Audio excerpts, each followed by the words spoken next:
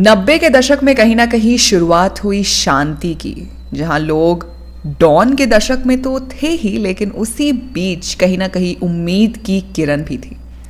लेकिन मुंबई में जन्मा बच्चा गैंगस्टर या डॉन नहीं बनना चाहता, उन्हें उनकी हालात गैंगस्टर या डॉन बना देती है। उन्हीं में से एक है राहुल रमाकांत जाधव।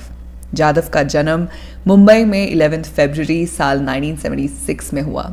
उसका भी आम बच्चों की तरह ही सपना था, जिसमें वो खुद को बुलंदियों पर देखना चाहता था।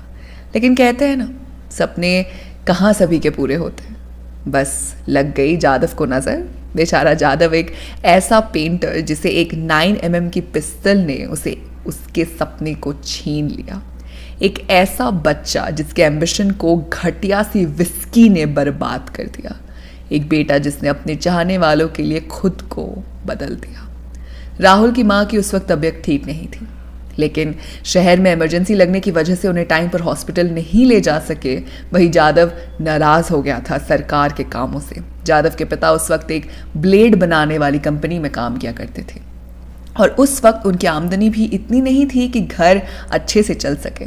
यहाँ तक कि जाधव ने अपनी पढ़ाई अपने भैया और अपनी दीदी से पढ़कर पूरी की, और तो और वो अपने भैया के ही कपड़े पहना करता था। एक बार गुस्से में जाधव ने अपने पिताजी से पूछा कि पिताजी, हमारे पास अपना कुछ क्यों नहीं है, और अगर है भी तो वो या तो किसी से मांगा हुआ है या सेकंड हैंड चीज़ है। ये सुनकर जाधव के पिताजी चुप रहे, क्योंकि वो शांत स्वभाव के थे। वो जानते थे कि एक ना एक दिन उनके बच्चे ये सब सवाल उनसे ज़रूर पूछेंगे। लेकिन जाधव बच्चे होने के कारण उनकी चुप्पी समझ नहीं पाए। जाधव हमेशा अपने खिड़की पर बैठकर दूसरे बच्चों को साइकिलिंग करता देखता और सोचता था कि काश उसके पास भी ऐसी कोई साइकिल हो। एक दिन उसे यह ख्याल आया कि क्यों ना वो दूसरों के सामान लाने और ले जाने में मदद करेगा, और बदले में उसे साइकिल मिलेगी चलाने के लिए। बात है साल 90s की, जब जाधव सब तरफ से लाचार हो गया था। मिडिल क्लास फैमिली का होते हुए उसे जिंदगी की हर सुख दुख की जानकारी थी, लेकिन उसकी लाचार हो जाने की वजह और घर के हालात ने उसे ये सोचने पर मजबूर कर दिया। जब वो 21 साल का था, तभी उसने पैसे और अच्छी लाइफ के भूख को पूरी करने के लिए गैंग से जुड़ने की सोची, जिसका नाम था जयदेव रेड्डी। वो उस वक्त का सबसे बदमाश डॉन था। उसने जैसे ही इस गैंग से खुद को जोड़ा, उसे सिर्फ और सिर्फ पैसे की चमक ही दिखाई दे रही थी। उस वक्त उसे अगर किसी चीज़ में ज़्यादा इंटरेस्ट था, वो था लूट और चोरी, क्योंकि ये काम दूसरे कामों से ज़्यादा आसान है और आरामदायक भी है। जिस गैंग में वो था, वहाँ के लोग उसे धीरे धीरे करके नशे की आदत लगा रहे थे, ताकि वो नशे की हालत में रहे और अपने काम को अच्छे से अंजाम दे। जाधव सब कुछ जानता था और समझता भी था कि उसके साथ क्या हो रहा है, क्योंकि वो ये सब कुछ पहले से ही जानता था। वो जानता था क्यों हो रहा है, फिर भी वो नशे की हालत में डूबे रहता था, और ना ही कभी खुद को उस नशे से उसने दूर करने की कोशिश की।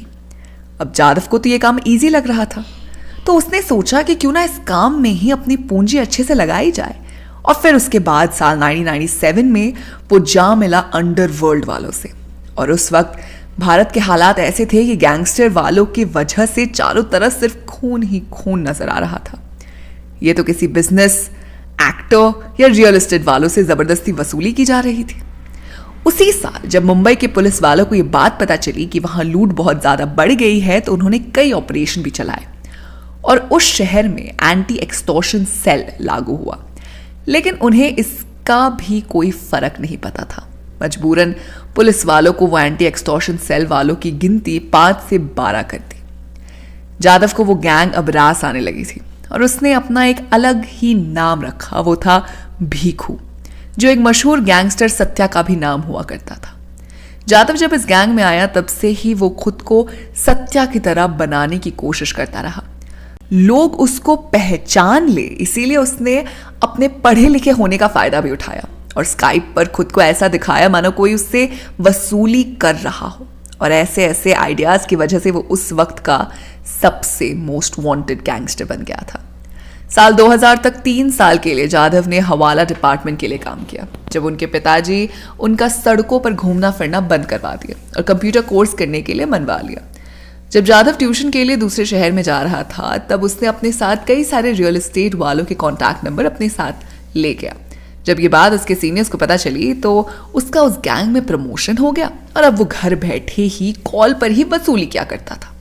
2003 में ये गैंग ही एक लौता ऐसा गैंग बना जो टेक लिटरेट बना और वहां का फायदा भी उठाया। जाधव अपने घर के पास वाले साइबर कैफे से ही कॉल करता और अपनी वसूली पूरी किया करता था।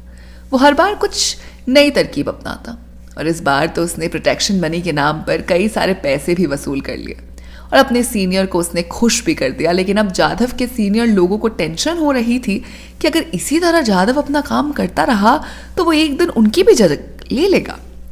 इसीलिए उसके सीनियर्स ने उसका फायदा उठाना शुरू कर दिया और जाधव को अपने सीनियर्स पर इतना भरोसा था कि उसे लगता था कि अगर कभी पुलिस उसे पकड़ने आई तो उसके सीनियर्स उसे कुछ भी नहीं होने देंगे। वो ये सोचकर उनके लिए बहुत शिद्दत से काम किया करता था। जाधव को ज़्यादा डर नहीं लगता था क्योंकि उसका काम सिर्फ लोगों को डराना होता था और उन्हें धमकियां ही सिर्फ देनी होती थी। जाधव अपना डर बरकरार रखने के लिए ज़्यादा कुछ नहीं करता। या तो एक बार दिन में रियल एस्टेट वालों के घर के बाहर गन फायर कर देता था, या उनकी ग्लास वाली खिड़कियां तोड़ देता था, या फिर उनके दूसरे सामान को बर्बाद कर देता था। लेकिन उसने कभी भी किसी की हत्या नहीं की। लेकिन जब जाधव पकड़ा गया था तब उस पर 4 मर्डर के आरोप लग गए। साल 2007 में अपनी गिरफ्तारी के बाद जाधव ने मुंबई और थाने के जेल में अपने 3 साल बिताए। 7 नवंबर में हुई धमाके पर सबक लेकर जाधव ने खुद अपने बेल के लिए कोर्ट से बात की और साल 2010 में उसे मंजूरी भी मिल गई और बाहर आते ही वो अपने सीनियर्स के पास गया ताकि उनसे वो सारी जानकारी निकाल सके। अब जब जाधव बाहर आ चुका था तो उसने शराब से दुश्मनी करने की सोची, लेकिन उससे वो छूट ही नहीं रही थी। इसी के साथ जाधव सुधरना चाहता था, लेकिन उसे उसके दोस्त या पड़ोसी वाले अभी भी गुंडे जाधव की नज़र से ही देखते थे, जिसके पॉकेट में हमेशा 2 बंदूक हुआ करती थी। जब 2013 में उस पर से सारे अपराध हटा दिए गए और उसे छोड़ दिया गया, तब वो बाहर आते ही कई खतरनाक शराब पिया करता था। कई दिनों तक शराब के नशे के कारण खाना भूल जाता था और कभी इधर तो कभी उधर रोड पर वो गिरता पड़ता रहता था। जब उसके परिवार वालों से उसकी ये हालात नहीं देखे गए तब उसे मुक्तांगन रिहैबिलिटेशन सेंटर, जो कि पुणे में है, ड्रग एडिक्ट लोगों के लिए वहां भेजा गया। जब साल 2015 में जाधव की एक काउंसलर ने एक सेशन के दौरान उससे पूछा कि उसकी खासियत क्या है, तो वो ये तो नहीं बोल सकता था ना कि बंदूक की नोक पर वसूली कर सकता हूँ। तो उसने बोला कि वो रनिंग में अच्छा है। तो कहीं ना कहीं ये सेशन और उसका ये जवाब जाधव की लाइफ का टर्निंग पॉइंट बन गया। उसकी काउंसलर ने उसे पुणे में होने वाली 10 किलोमीटर की मैराथन के लिए उसे बताया और उसे समझाया कि अब वो किसी से ना डरे और बस अपनी मैराथन की तैयारी करे। साल 2016 में हुई मैराथन में जाधव ने हिस्सा भी लिया और उसके बाद वो मुंबई आए और नौकरी करनी शुरू कर दी। तब से उन्होंने कई सारे मैराथन में हिस्सा लिया है और 10,000 किलोमीटर से भी ज़्यादा दौड़ चुके हैं और उनको उम्मीद है कि वो एक दिन नेशनल्स में भी पार्ट लेंगे और दौड़ेंगे। तो दोस्तों, ऐसी ही कोई कहानी हो सकती है KGF 3 की, जिसमें गैंगस्टर ने खुद के हालात से बाहर आकर एक अच्छी लाइफ जी हुई हो। तो आपको कैसी लगी ये कहानी, हमें कमेंट सेक्शन में ज़रूर बताइएगा। साथ ही अगर आपको वीडियो पसंद आई हो तो इसे लाइक कीजिए, दोस्तों के साथ शेयर कीजिए और फिल्मी दुनिया से जुड़े रहने के लिए सब्सक्राइब कीजिए हमारे चैनल बॉलीग्राज स्टूडियोज़ को।